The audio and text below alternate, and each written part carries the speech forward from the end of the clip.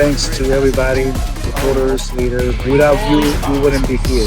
You would prefer the human race to endure, right? I would, This is a long hesitation.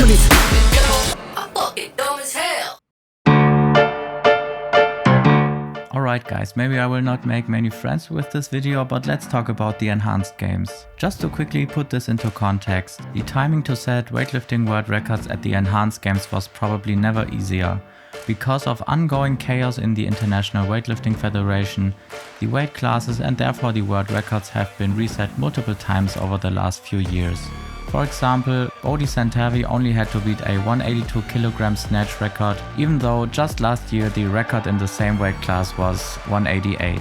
So the timing for marketing world records that get broken couldn't have been better, because the overall standard of the records just wasn't that high. I'd basically split this whole thing into two categories. In the first one, we had relatively unknown former weightlifters who had competed internationally before, but never really at the top level, or were already pretty old and had been retired for years. So the only real interesting question here was whether they could set a personal best. That category was Juan Solis, Lady Solis, Mariam Usman and Yoni Andika. As expected, these athletes were nowhere near world record level, but what surprised me even more is that many of them weren't even close to their personal bests. And I have to ask the question, what does that already tell us?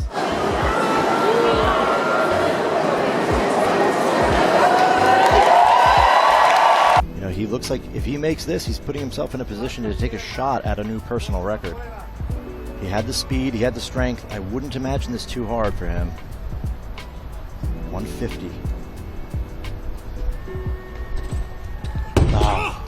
No front, but the enhanced games were marketed as this big experiment to bring steroids into sports, and right now it kind of looks like, ignoring the fact that many of these athletes were probably already enhanced before, that on paper they didn't even improve in their own realm of performance. The performances they put up is a big shot in the leg for the organizers. Not only would they probably not even lift in an A group at a world championship, they didn't even group past their pre-enhanced self. But anyway, let's move on to the other category. Unbelievable. We've got Ale Mendes, world champion, one of the fastest lifters in the sport and 2017 world champion. Beatrice Piron, four-time Olympian and multiple Pan Am champion. Bodhi Santavi, Olympic 4th place finisher and historically a real snatch specialist. Wes Kitts, long-time best super heavyweight in the US, two-time Olympian and American record holder.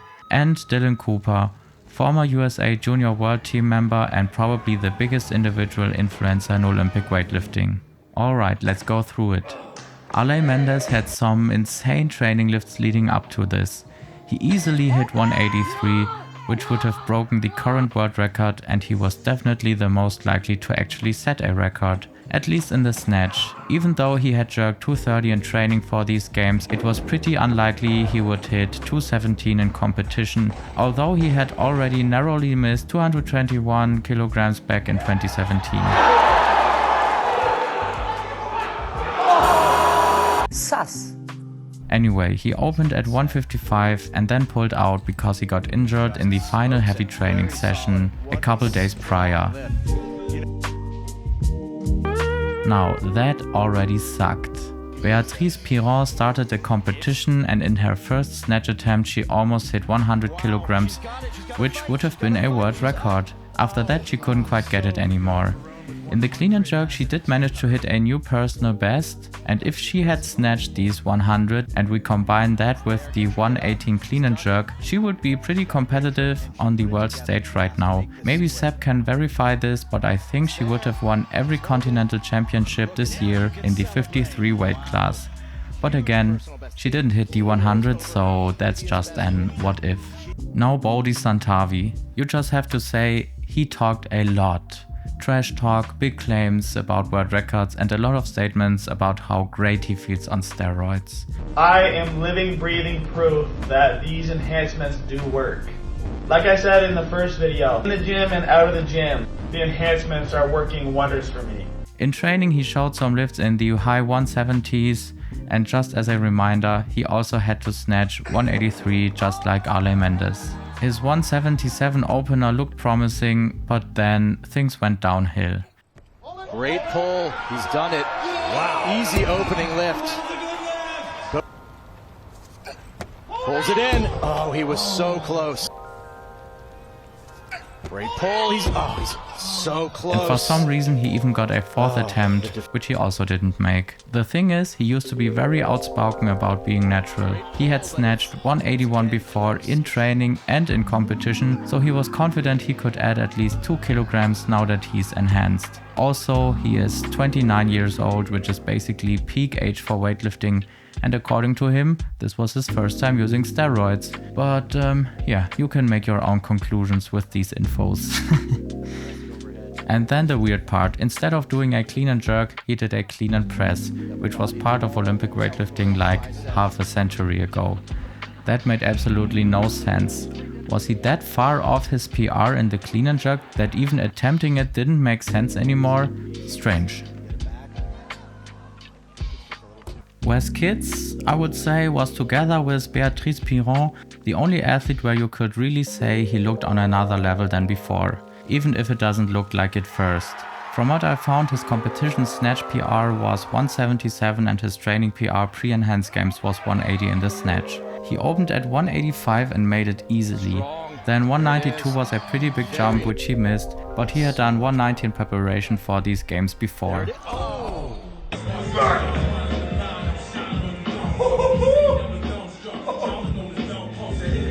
I think if he would have tried it again, he maybe could have got it. Then he attempted 197 for a world record, but that was just too heavy. In the clean and jerk, his best pre-enhanced games was 223.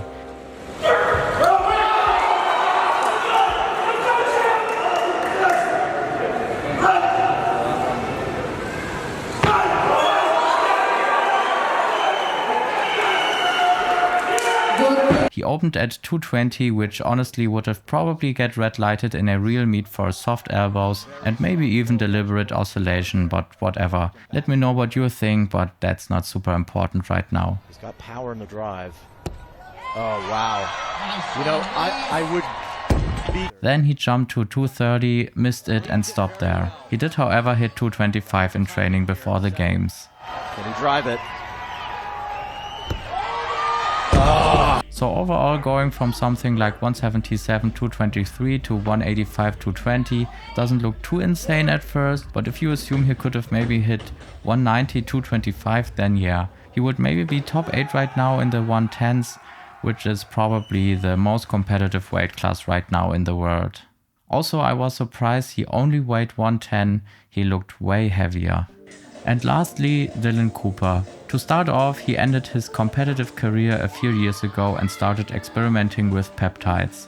He set some new PRs with 160-200 in training, but by his own admission, he didn't really feel like they helped much performance-wise. I did peptides, which are great, but they are not anywhere close to what hormones are. Earlier this year, he decided to fully commit and start using steroids on his own to make one last push in the sport. But the expected performance boost didn't really happen until he suddenly disappeared from the scene. And then we saw this on our Instagram feed. He got recruited into the enhanced games later than all the other athletes. And he had already been using PEDs a couple of months before all the other athletes in this roster. He trained with Wes Kids and kept posting training clips, but everyone was expecting a big performance jump at the competition. Huge opening attempt. Good attempt. Great pull. He fights for it. Again, has to walk it out, but great save for Cooper. Huge pull. He's up with it. Right into the jerk, and he's done it. That is a gigantic lift. Strong pull. He's up. In the end, it was a +8 competition PR in the snatch and a +15 kilogram in the clean and jerk, but again, the last time he competed was in 2023. He also snatched 165 in training for the games, so that was a 5 kilogram lifetime PR, and the 205 were also a 5 kilogram lifetime PR. And I went through his Instagram, and if we go back to 2017, he was a junior at the age of 18 or 19, 16 kilograms lighter in a totally different weight class, and according to him completely clean. Snatching 150, clean and jerking 191.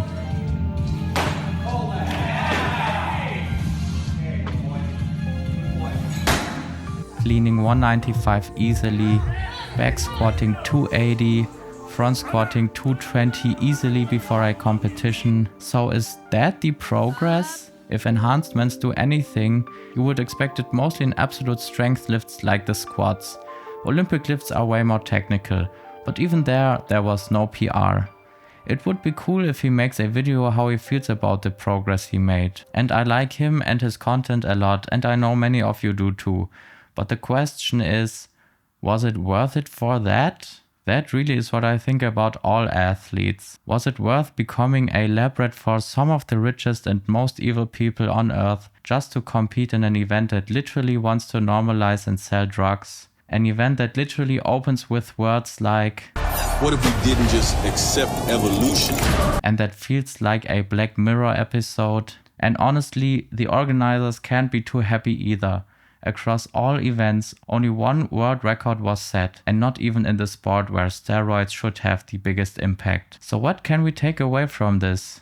Elite athletes are not elite because they take steroids. They are elite because they're insanely talented, disciplined, and have spent decades dedicating their lives to the sport, while also being genetic outliers and being in training systems with world-class knowledge. And yes, many of them are enhanced on top of that. But if this showed us anything besides that we are living in a weird timeline, it's that you can't just say, if I took steroids, I would be as good as Lasha, Ruslan, or Tatiana.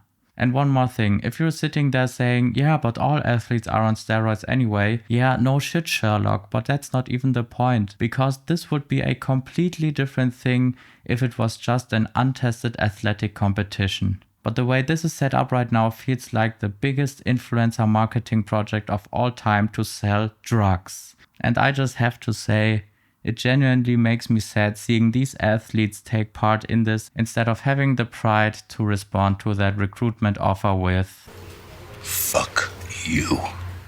But yeah, let me know what you think in the comments. Oh, and quickly about the deadlift competition. Also a huge flop. Not only did both of them not hit 515 for a world record, 515 wasn't even the world record because Colton did 520. Such a strange bullshit event, to be honest. Alright, see you.